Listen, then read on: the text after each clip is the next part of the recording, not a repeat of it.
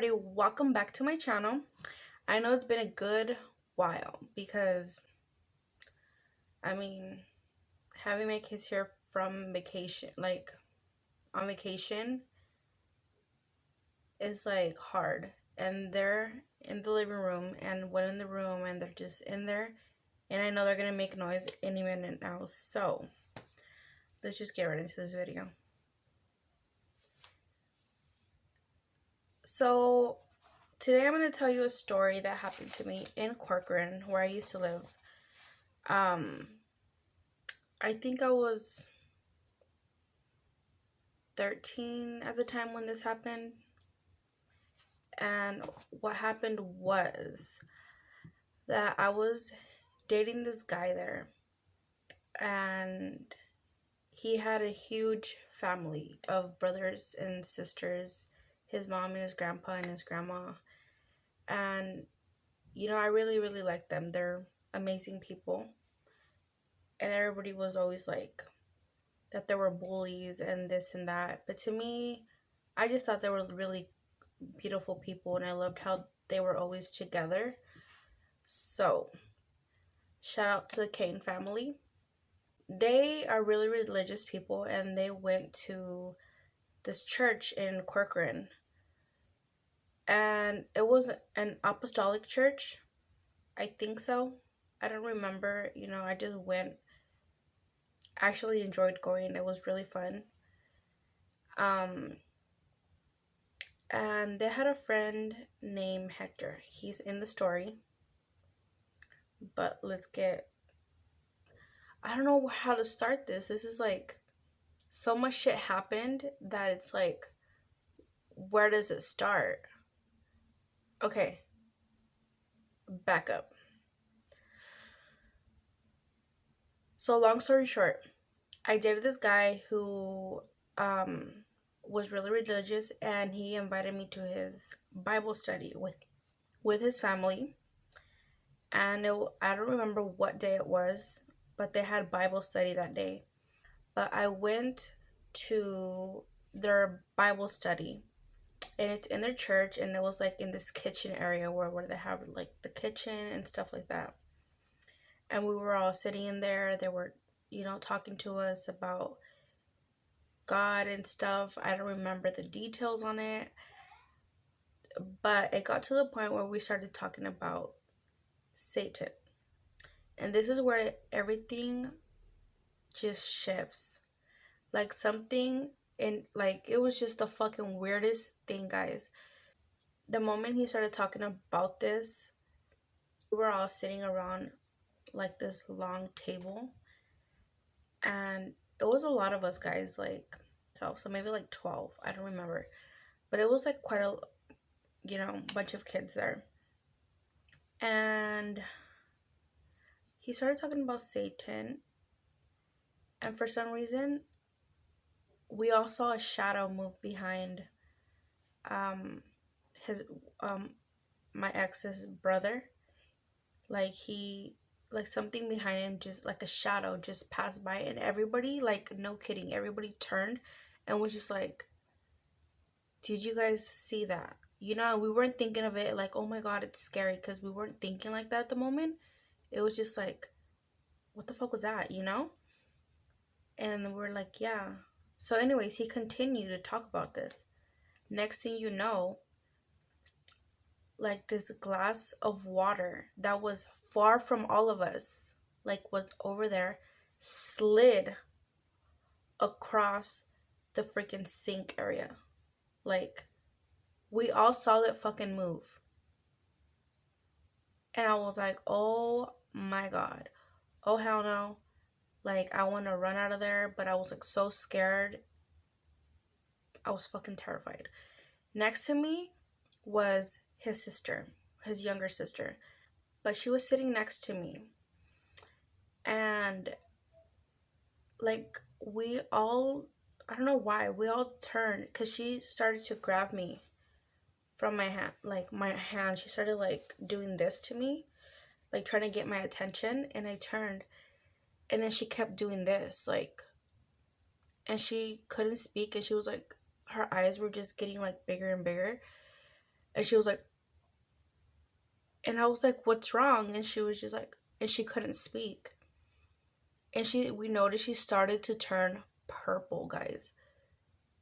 Like, she was trying to tell us that something was choking her, but she couldn't, like, get it out. She was turning purple, red. Her eyes were swelling, like, and she was, like, holding on to me, like, and I was, like, trying to pat her on the back because I don't know what to do. I was fucking terrified. I was a 13-year-old. And out of nowhere, somebody that wasn't even there at the moment came barging into the freaking door, put his hand on her head, and said, in the name of Jesus, leave her body. And all you saw was her take the deepest breath in her life, and her tears just started rolling out of her face. Like, not her face, her eyes. They started rolling down her face.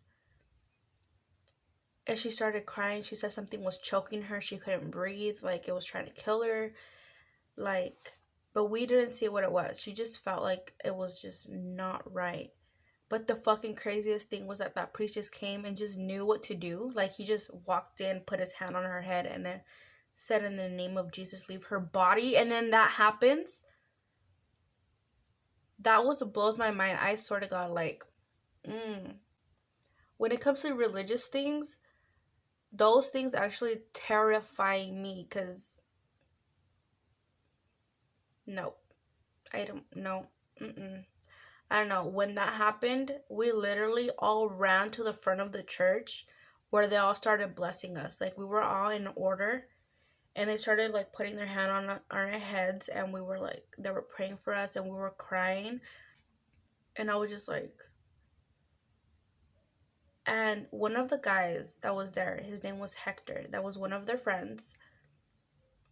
He literally just walks out, like, laughing, like a creepy fucking laugh. Like, it was just fucking... He literally walked out, and it was already like dark-ish. This all happened, like, in a period of, not even a short period of time. It was like a while. And we started to hear, like, him laughing hysterically outside, like a weirdo. Like, so one of them was like, hey, we should check on Hector, you know? And nobody wanted to do it because we were all fucking scared, and the way he was laughing was just creepy as fuck. And he was already a weird kid, so I was just like, no, I'm not gonna do it. But then one of them did get the courage to go, and he, like, opened the door and the outside, and this is Corcoran, guys. There's nothing fucking there. It was just a church in the middle of a sand area, and, like, there was no houses around it. There was, but it was, like, far away. So it was, like, dark, and he was sitting on a bench that they had outside by the front door. And he came back running, like, oh my god, you guys have to see this. This is fucking, like, no. And we were like, what's going on? He's like, you're not gonna believe me. The fucking bench is levitating with him on top. What? So we all ran. And, like, since it was a bunch of us, like, we all got to, like, try to look what's going on. And he was, like, still laughing on the bench, and it was levitating, guys. I kid you not, I saw this with my own eyes. It wasn't like, oh my god, this much, but it was like, it was still levitating. Like, it shouldn't be levitating with him on top or by itself, you know? When that happened, we got really scared. We closed the door and we locked it because we didn't want him to come inside. And the time came when their mom came to come pick us up, and we all got in the van, and, like, I was literally shaking the whole time there. We were all in silent. Like, something was trying to get us to not go home, because the van started to, like, shake a little bit. The radio kept on switching channels on its own, or not channels, stations, my bad. it kept on switching stations. It would turn off, and then it would turn on blast, and then turn off. And then the van stopped once, and then they turned it back on, and then we headed home. Holding my ex's hand so tight, and I was shaking, and I was like not crying, but I wanted to cry because everybody else was like really losing their shit, and so was I. But like inside, the moment I got to my house, they gave me a Bible, and I still have it till this day. Their grandma gave me a Bible, and I kid you not, guys, I slept with that. I slept with it really close to my heart, and I prayed all night that nothing evil followed me home. And I literally went to school for like 2 weeks straight with the Bible and a rosary in my backpack because we weren't allowed to have like religious items like out there. And that was like one of the most scariest experiences that I've had when it comes to religion. Like, after that, I think I went once after that, and that was it. But after that, I was like, no thanks. I was too scared. We never even talked about it. But yes, that happened. And maybe they remember, maybe they don't. But it's some scary ass shit out there. Like, I'm going to tell you a quick other story. I tried to film this video separately, but I realized it was too fucking short. So I was just like, I'm just going to put it in this one. But here it is. A story my grandma told me a long time ago. She said that when she was younger, when she lived in Mexico, she had a friend that she would always visit. And like, it was a guy friend. She went to go visit him. They had tea and they talked and they laughed and they caught up for 3 straight hours. And she was like, nothing, you know, it was a chill day. No Netflix, but it was chill. But she says they said their goodbyes. She went on her way. She left. It was like 50 minutes away from her home. When she was getting into her town, she said that she saw a crowd of people, and they were like all not hovering, but is that what you say? Like just all in a group, just surrounding something. She didn't know what it was, but she's like, why is everybody like around something? So she got closer, and as she got closer, she realized there was a body on the floor. And she was like, what the hell? Like, what's going on? Like, who died? So as soon as she, like, you know, got in front of the crowd, and she saw who was laying on the floor, I kid you not, she shit her pants. Most likely. I would have. I know I should. Man, I would have thought I was possessed or crazy or some shit, because she saw her friend that she was kicking it with for 3 straight hours laying there ice cold. Okay, when she asked them, like, what is going on? I was just with him.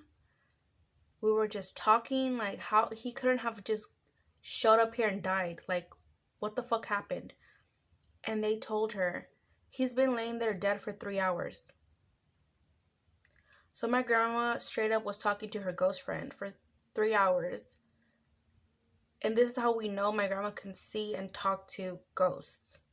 Maybe not now anymore. Maybe she can, but she can't really vocalize because, like, the state she's in.